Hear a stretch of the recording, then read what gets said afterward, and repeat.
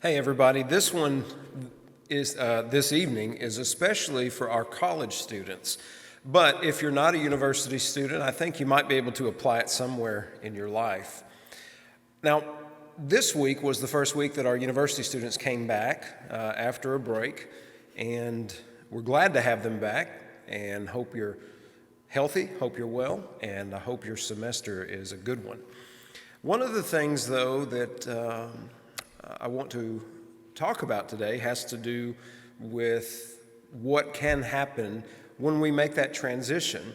First of all, going from normal, from the time you're born until you graduate high school, living with your parents and having that one environment for most people is very stable. But then when you graduate, and especially if you move off, we receive a level of freedom that we probably hadn't had up until that point. And so how we use that freedom or what we do with that freedom will determine the trajectory of our life, but also can determine much more than that. One of the things that I've read is that 2/3 of American young adults who attended church regularly as a teenager will leave at least for a year during their college years. You can refer to these as church dropouts, or you could say they're taking a gap year for church going. But one of the things that I want to do is urge caution against foregoing your devotion as a Christian to God just because you're in college. Now, you'll find a level of new challenges. You're going to have to manage your own schedule. You're going to have to manage your own money, and you're going to have to keep up with your schoolwork and your papers and various other projects that you may have. And sometimes we become so busy, and at that age, we're not experts in time management. And so we may not be the best at managing our time, which may lead us to say, well, I've got to cut some things out, so what am I going to cut out? And sometimes one of the first casualties is church or your devotion to the Lord.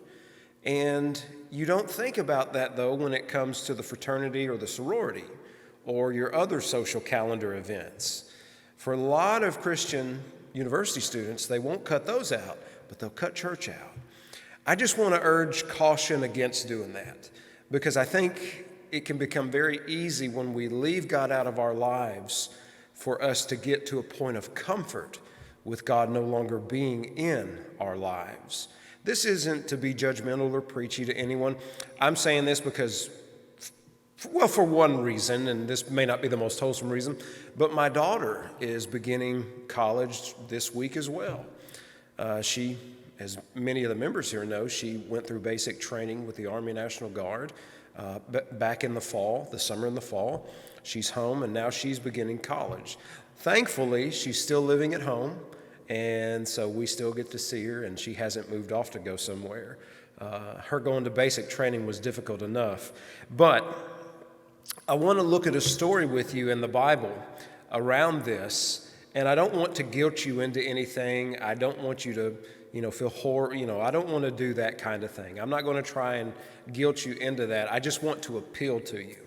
And I want to kind of, as a father of a university student, but also as a minister who cares a lot about the spiritual health of Christians, I just want to level with you on this playing field and try and reason with you to this end. So we'll look at some passages. There's a story in Daniel chapter 6.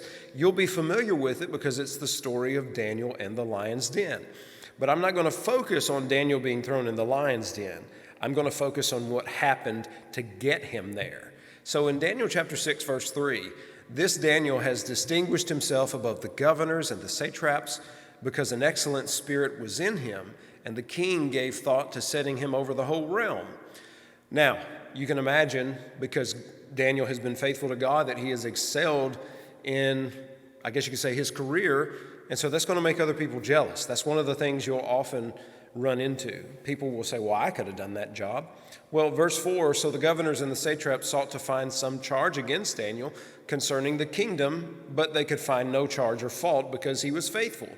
Nor was there any error or fault found in him. And then these men said, we shall not find any charge against this Daniel unless we find it against him concerning the law of his God.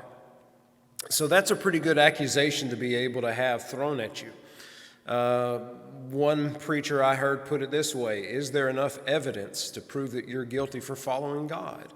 And so Daniel is in this situation, not of his own doing. He's a Jewish young man who is in Babylon because of the exile of God's people. And Daniel must have been of noble birth, because when you read Daniel chapter 1, several of the noble sons of Israel were put into this particular position. So Daniel, through no fault of his own, is probably somewhere he doesn't necessarily want to be. And he's in an environment where he isn't necessarily welcomed because of his heritage and his faith. But what does Daniel do? He doesn't necessarily take on all those who are against him, but he devotes himself to faithfully following God and living for him. And because he has done this, that has led him to do well in his pursuits. So I believe that if we put the Lord first and seek him first, everything else will fall into line. Now, I know with university you want to do well, you want to have good grades, and I would definitely encourage that, especially when you consider what you're paying for it. Definitely give it your all. But giving it your all doesn't mean that God has to go on a back burner. As a matter of fact, Daniel, being as successful as he was in Babylon, wasn't because he put God to the side, but it was because he put God out in front. And so let's look more at this story. Beginning verse 6, so these governors and satraps thronged before the king, and they said to him, King Darius, live forever. And all the officials have consulted together to establish a royal statute and to make a firm decree that whoever petitions to any god or man for 30 days except you, O king, shall be cast into a den of lions. So notice that timeline. This is a temporary edict for a short period of time, 30 days. That's a month. So for a month, we want no one to pray to any god but to you, the king. And it goes on, verse 8, now, O king, establish the decree and sign the writing so that it cannot be changed according to the law of the Medes and the Persians, which does not alter. So therefore, King Darius signed the written decree. Now, here's how we reason today. It's easy to say, you know what, for a month, in order to stay alive, I can give up my devotion to the Lord. You know, people do this all the time. Sometimes it may be a summer vacation or a particular season, a ball season, where you're traveling all the time and doing things. And by the way, that doesn't mean that if you play ball or take a vacation that you're necessarily going to leave God to the side. But a lot of Christians find that easy to do in that period. And so it would be easy to make the argument that, you know, for a month, okay, I cannot do this for a month. And you're probably going to think that as well as a university student. You know, for this semester or for this month or this week, you know, I won't go to church. You know, maybe I won't read my Bible or go to Bible study or whatever the case is. And so it's easy to make that rationale because there's something we view as highly more important. I mean, in Daniel's case, it's the threat of his life. But here's what he does. When Daniel knew that the writing was signed, he went home, and in his upper room, with his windows open toward Jerusalem, he knelt down on his knees 3 times that day and prayed and gave thanks before his God, as was his custom since early days. So when he sees this decree and he sees that it is law, he doesn't rationalize with himself. He goes immediately in faith and he does what he's always done.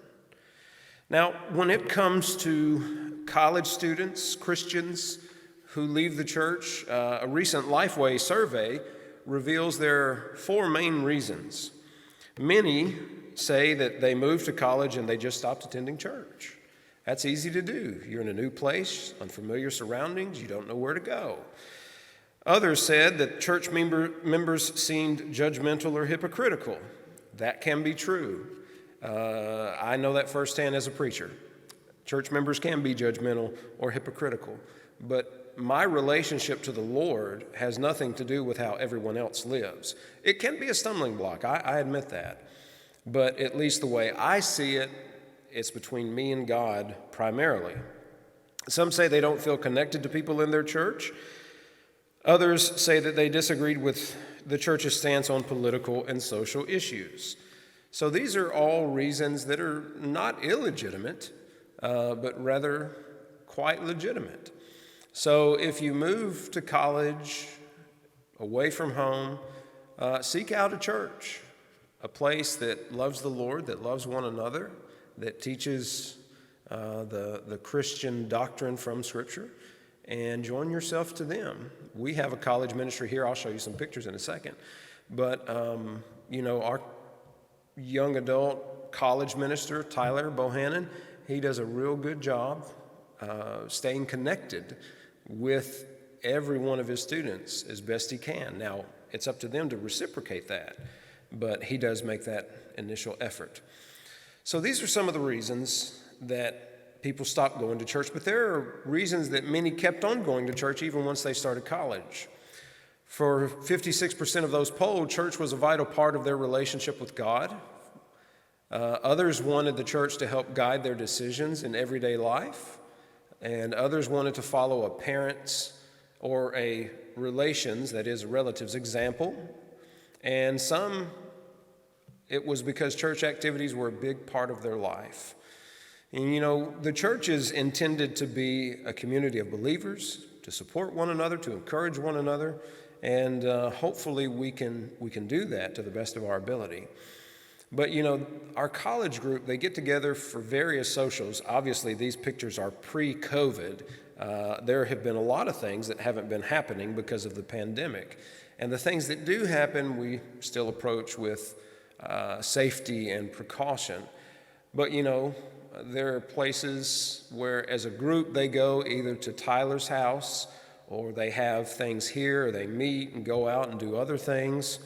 They even have a retreat that they go on every year, as well as sometimes taking a special trip, such as to the Ark up in northeastern Kentucky.